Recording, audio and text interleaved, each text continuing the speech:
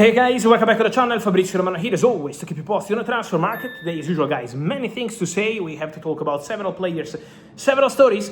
Let's jump into it today.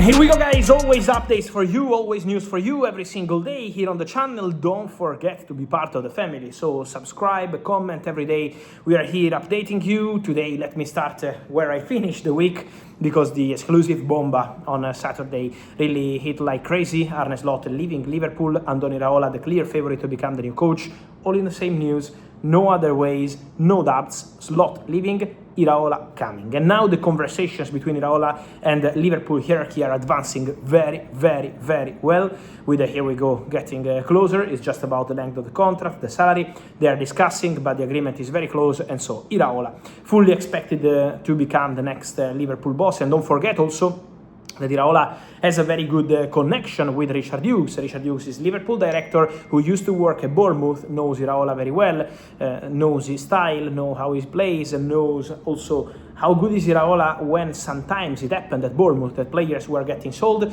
never complaining, never crying, always restart, go for it. And then we saw the result, because Bournemouth are in European football, and Iraola has now the opportunity to become the Liverpool manager. So for sure, a really important story for Liverpool fans. Let's move just quickly to Spain, also because we have to talk about Rodri. Today, Rodri joined the Spanish national team ahead of the World Cup. The World Cup is coming, 10 days.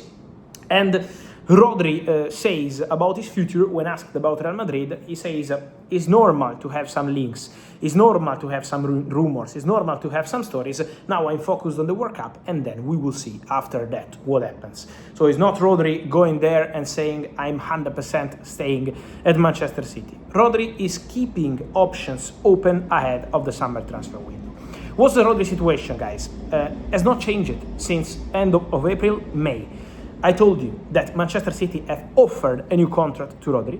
That at the moment, my understanding is that Rodri wants more than what Manchester City offered in order to consider the possibility to sign a new contract. So, negotiating, Man City and Rodri. Real Madrid are in the picture, in the frame, but Real Madrid, first of all, will not spend crazy money.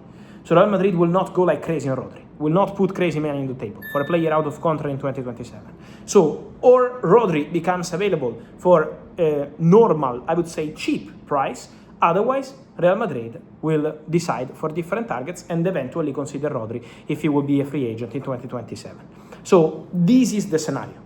Then there is one man who can change everything, Jose Mourinho. Obviously, if Mourinho says, I want Rodri, let's go for Rodri, that could change the story. But at the moment, the Rodri situation is like this. So we have to wait, we have to see what happens. Also, new coach is coming in at Real Madrid. Mourinho is already done.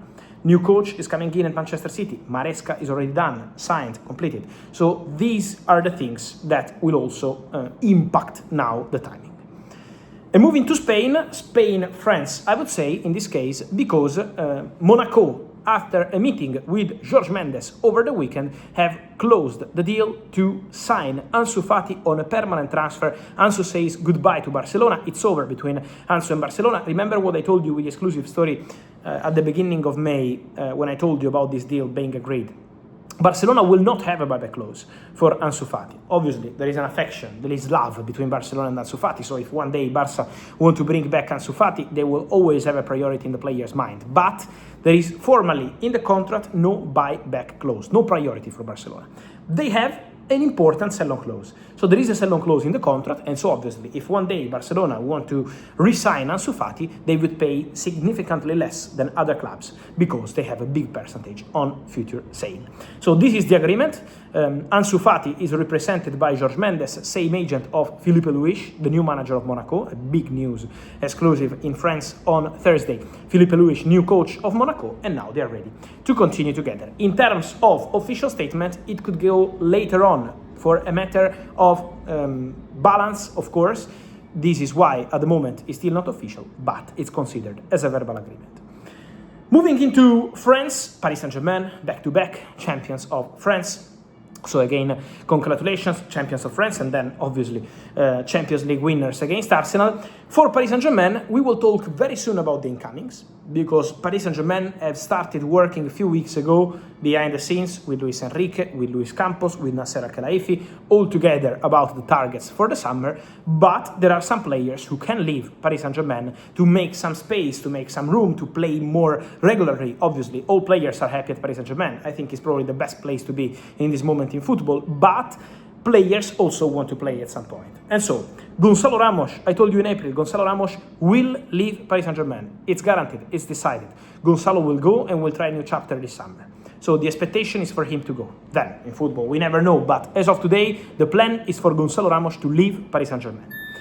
Kang-in, who was in the list of Atletico Madrid already in January, remains a player appreciated by Atleti. There are more clubs interested. There is movement around Kang-in. So he could be another player to follow in the summer transfer window, because he could be open to leaving Paris Saint-Germain, again, to play on regular basis. Kang-in is a very important player for Paris Saint-Germain, not just as a backup. When he's playing, PSG is very happy with him, with his attitude in training, top professional.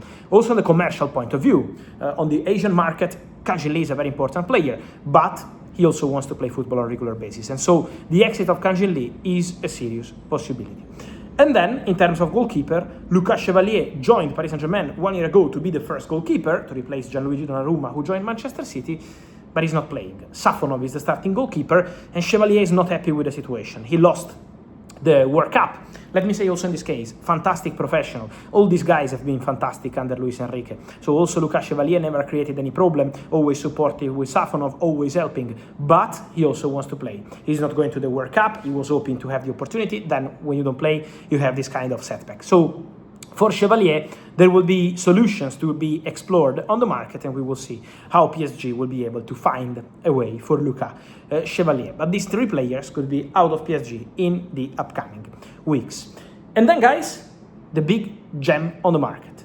Kroupi, the striker from Bournemouth, because Bournemouth would like and love to keep the player. But around Kroupi, after the fantastic season Elie Junior Kroupi had at Bournemouth, a fantastic season in terms of numbers, of goals, of quality, several top clubs have started calling. In Premier League, the Premier League giants, I can tell you for sure, Arsenal have called, Manchester City have called, and more clubs are interested. Let's see if Iraola goes to Liverpool, also what happens with Kroupi, but also Paris Saint-Germain are in the mix for Elie Junior Kroupi.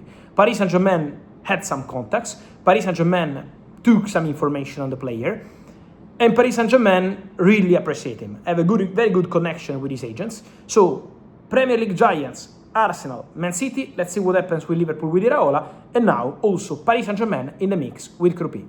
Of course, if Kroupi goes to Paris Saint-Germain, this could impact the situation with Julián Álvarez, because with Julián, at the moment, Paris Saint-Germain have been interested for a long time in Julián Álvarez, but never receiving doors open from the player. Julián was focused on Barcelona as a priority for his future.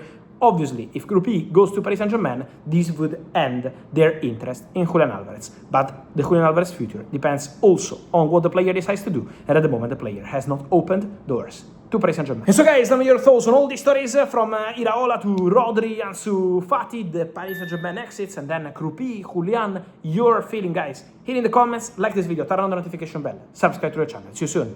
Ciao.